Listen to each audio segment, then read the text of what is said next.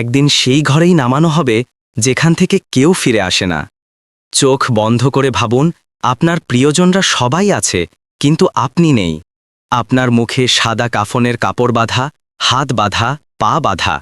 আপনার দেহ নামানো হচ্ছে সেই অন্ধকার গর্তে, যার নাম কবর। কেউ বলে না কিছু, কেউ তাড়াহুড়ো করে মাটি ঢেকে দেয়।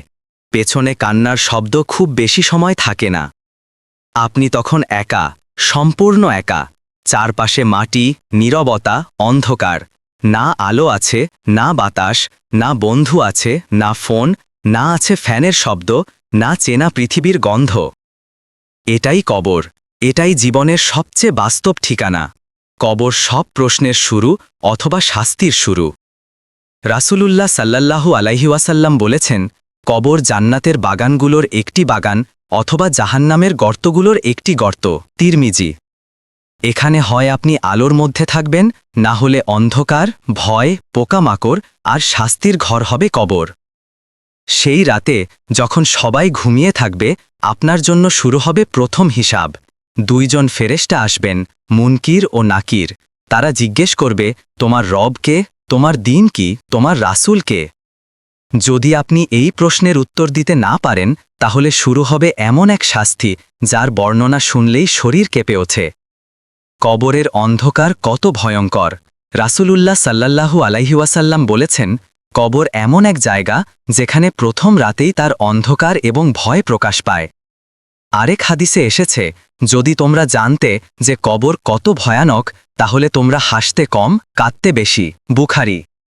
আল্লাহ তাআলা নিজেই বলেন, তুমি যদি দেখতে পারতে যখন জালিমরা মৃত্যুর কঠিন মুহূর্তে থাকবে আর ফেরেশতারা তাদের মুখ এবং পিঠে আঘাত করে বলবে, তোমরা এখন জাহান্নামের শাস্তি ভোগ করো।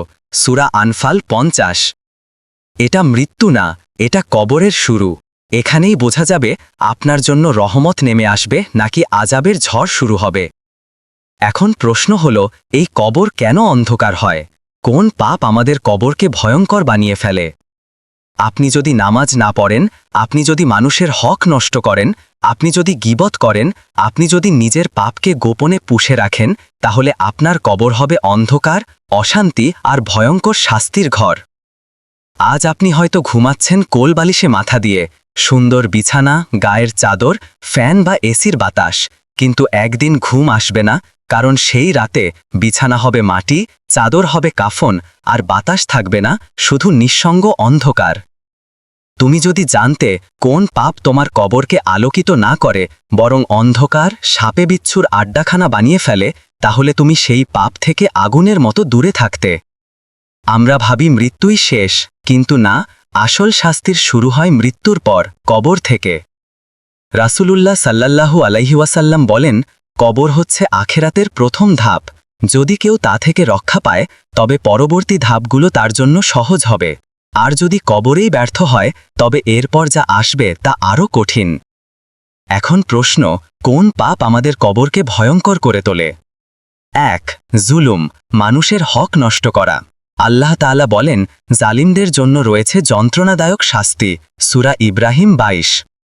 ২. গীবত, কারোর পেছনে তার সম্মানহানিকর কিছু বলা। ৩. অশ্লীলতা ও পর্দাহীনতা। ৪. পেশাব থেকে গাফেল থাকা। ৫. নামাজ পরিত্যাগ। যদি আপনার জীবনে এই পাপগুলো থাকে, তাহলে আপনার অবর হবে অন্ধকার, অশান্তি আর ভয়ঙ্কর শাস্তির ঘর।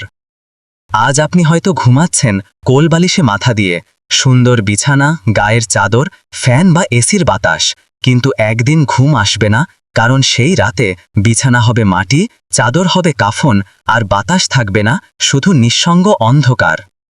তুমি যদি জানতে কোন পাপ তোমার কবরকে আলোকিত না করে, বরং অন্ধকার, সাপে বিচ্ছুর আড্ডাখানা বানিয়ে ফেলে, তাহলে তুমি সেই পাপ থেকে আগুনের মতো দূরে থাকতে। আমরা ভাবি মৃত্যুই শেষ, কিন্তু না, আসল শাস্তির শুরু হয় মৃত্যুর পর, কবর থেকে। রাসূলুল্লাহ সাল্লাল্লাহু আলাইহি ওয়াসাল্লাম বলেন, কবর হচ্ছে আখেরাতের প্রথম ধাপ। যদি কেউ তা থেকে রক্ষা পায়, তবে পরবর্তী ধাপগুলো তার জন্য সহজ হবে। আর যদি কবরেই ব্যর্থ হয়, তবে এরপর যা আসবে তা আরও কঠিন। এখন প্রশ্ন, কোন পাপ আমাদের কবরকে ভয়ঙ্কর করে তোলে? ১. জুলুম, মানুষের হক নষ্ট করা। আল্লাহ তাআলা বলেন, জালিমদের জন্য রয়েছে যন্ত্রণাদায়ক শাস্তি। সূরা ইব্রাহিম 22। 2 গীবত, কারোর পেছনে তার সম্মানহানিকর কিছু বলা। 3 অশ্লীলতা ও পর্দাহীনতা। 4 পেশাব থেকে গাফেল থাকা। 5 নামাজ পরিত্যাগ। যদি আপনার জীবনে এই পাপগুলো থাকে, তাহলে আপনার কবর হবে অন্ধকার, অশান্তি আর ভয়ঙ্কর শাস্তির ঘর। আজই নিজেকে প্রশ্ন করুন, এই পাপগুলো আপনার জীবনে আছে কিনা? আপনি কি জানেন না এসব আপনার কবরের অন্ধকার ডেকে আনছে? কবরের আযাব শুরু হয় এমন কিছু কাজ থেকে, যেগুলো আমরা সামান্য ভেবে প্রতিদিন করে যাচ্ছি। এখনই দরকার সচেতনতা, এখনই দরকার ভয়। আপনি কবরের শাস্তি থেকে বাঁচতে চান, তাহলে আপনাকে বুঝতে হবে এই পাপগুলো আপনার জীবনে কোথায়, কিভাবে আর কতবার ঢুকে গেছে। এখনো আপনি বেঁচে আছেন, মানে এখনো আল্লাহ আপনাকে সময় দিয়েছেন। না জানি কত মানুষ মারা গেছে আপনার বয়সে, আপনার চেয়েও ভালো ছিল তারা, তবুও আজ তারা শাস্তির ঘরে, কারণ তারা প্রস্তুত ছিল না। আপনি এখনো জীবিত, আপনার সামনে আছে 5 ওয়াক্ত নামাজ, রাতের তাহাজ্জুদ, তওবার কান্না, কোরআনের নূর, সাদাকার শান্তি, ভালো চরিত্র, গোপনে আমল করার স্বাদ। এই একটি পাপ আপনার কবর অন্ধকার করে দেবে। এই বাক্য এখন শুধু শুনে যাওয়ার জন্য না, আজ থেকে নিজেকে পাল্টানোর জন্য।